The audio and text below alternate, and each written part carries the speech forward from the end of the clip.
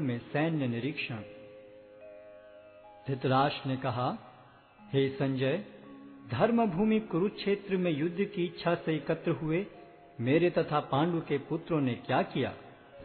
संजय ने कहा, हे राजन, पांडु पुत्रों द्वारा सेना की व्यूह रचना देखकर राजा दुर्योधन अपने गुरु के पास गया और उसने ये शब्द कहे, हे आचार्य, पांडु पुत्रों की विशाल सेना को देखें, जिसे आपके बुद्धिमान शिष्य द्रुपद के पुत्र ने इतने कौशल से व्यवस्थित किया है। इस सेना में भीम तथा अर्जुन के समान युद्ध करने वाले अनेक वीर धनुर्धर हैं, यथा महारथी युयुधान, विराट तथा द्रुपद। इनके साथ ही धृष्टकेतु, चेकितान, काशीराज, पुरुजित, कुंतीभोज तथा शैब्य जैसे महान शक्तिशाली योद्धा भी हैं। पराक्रमी युधामन्यु, अत्यंत शक्तिशाली उत्तमौजा, सुभद्रा का पुत्र तथा द्रौपदी के पुत्र, ये सभी महारथी हैं। किंतु हे ब्राह्मण श्रेष्ठ, आपकी सूचना के लिए मैं अपनी सेना के उन नायकों के विषय में बताना चाहूंगा जो मेरी सेना को संचालित करने में विशेष रूप से निपुण हैं। मेरी सेना में स्वयं आप, भीष्म, कर्ण, कृपाचार्य, अश्वत्थामा, विकर्ण तथा सोमदत्त का पुत्र भूरिश्रवा आदि हैं, जो युद्ध में सदैव विजयी रहे हैं। ऐसे अनेक वीर भी हैं जो मेरे लिए अपना जीवन त्याग करने के लिए उद्यत हैं। वे विविध प्रकार के हथियारों से सुसज्जित हैं और युद्ध विद्या में निपुण हैं। हमारी शक्ति अपरिमेय है और हम सब पितामह द्वारा भली भांति संरक्षित हैं, जबकि पांडवों की शक्ति भीम द्वारा भली भांति संरक्षित होकर भी सीमित है। अतः इस सैन्य व्यूह में अपने अपने मोर्चों पर खड़े रहकर आप सभी भीष्म पितामह को पूरी पूरी सहायता दें। तब कुरुवंश के वयोवृद्ध परम प्रतापी एवं वृद्ध पितामह ने सिंह गर्जन की सी ध्वनि करने वाले अपने शंख को उच्च स्वर में बजाया, जिससे दुर्योधन को हर्ष हुआ। तत्पश्चात शंख, नगाड़े, बिगुल, तुरही तथा सिंह सहसा एक साथ बज उठे।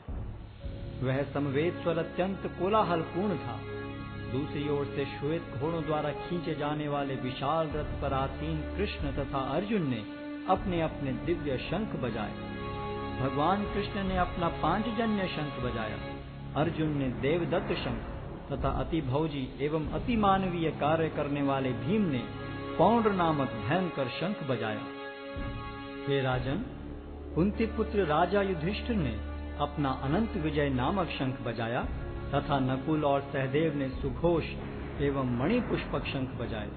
महान धनुर्धर काशीराज, परम योद्धा शिखंडी, धृष्टद्युम्न, विराट, अजय सात्यकी, द्रुपद, द्रौपदी के पुत्र तथा सुभद्रा के महाबाहु पुत्र आदि सबों ने अपने अपने शंख बजाए।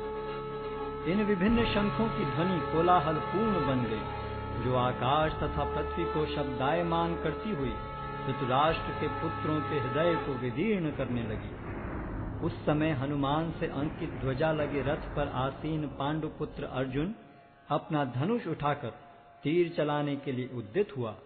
हे राजन, धृतराष्ट्र के पुत्रों को व्यूह में खड़ा देखकर अर्जुन ने श्री कृष्ण से ये वचन कहे। अर्जुन ने कहा, हे अच्युत, कृपा करके मेरा रथ दोनों सेनाओं के बीच ले चलें, जिससे मैं यहाँ उपस्थित युद्ध की अभिलाषा रखने वालों को और शस्त्रों की इस महान परीक्षा में जिनसे मुझे संघर्ष करना है उन्हें देख सकूं। मुझे उन लोगों को देखने दीजिए जो यहाँ पर धृतराष्ट्र के दुर्बुद्धि पुत्र दुर्योधन को प्रसन्न करने की इच्छा से लड़ने के लिए आए हुए हैं।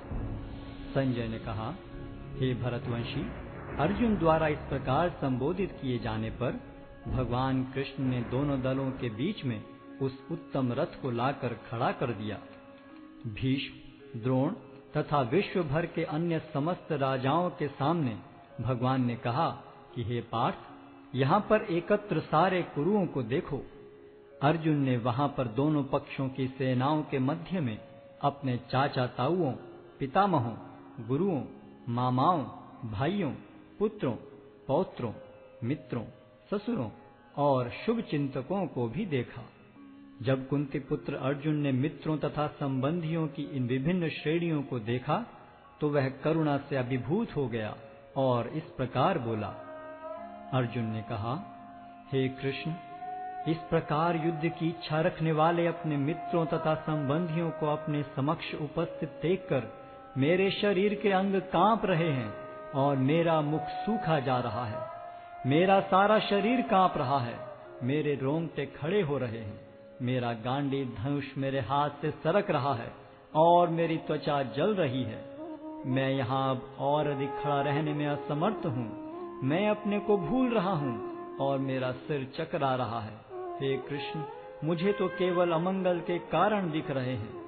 हे कृष्ण, इस युद्ध में अपने ही स्वजनों का वध करने से न तो मुझे कोई अच्छाई दिखती है और न मैं उससे किसी प्रकार की विजय, राज्य या सुख की इच्छा रखता हूँ। हे गोविंद, हमें राज्य, सुख अथवा इस जीवन से क्या लाभ, क्योंकि जिन सारे लोगों के लिए हम उन्हें चाहते हैं वे ही इस युद्ध भूमि में खड़े हैं। हे मधुसूदन, जब गुरुजन, पितृगण, पुत्रगण, पितामह, मामा, ससुर, पौत्रगण, साले तथा अन्य सारे संबंधी अपना अपना धन एवं प्राण देने के लिए तत्पर हैं और मेरे समक्ष खड़े हैं, तो फिर मैं इन सब को क्यों मारना चाहूंगा, भले ही वे मुझे क्यों न मार डालें। हे जीवों के पालक, मैं इन सबों से लड़ने को तैयार नहीं, भले ही बदले में मुझे तीनों लोग क्यों न मिलते हों। इस पृथ्वी की तो बात ही छोड़ दें।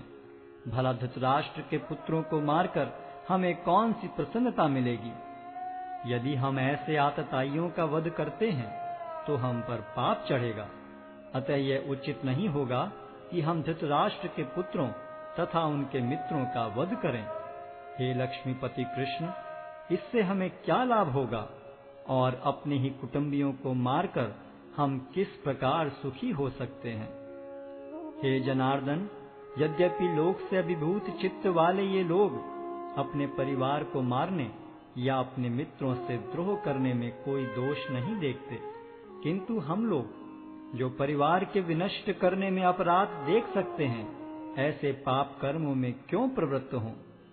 कुल का नाश होने पर सनातन कुल परंपरा नष्ट हो जाती है और इस तरह शेष कुल भी अधर्म में प्रवृत्त हो जाता है।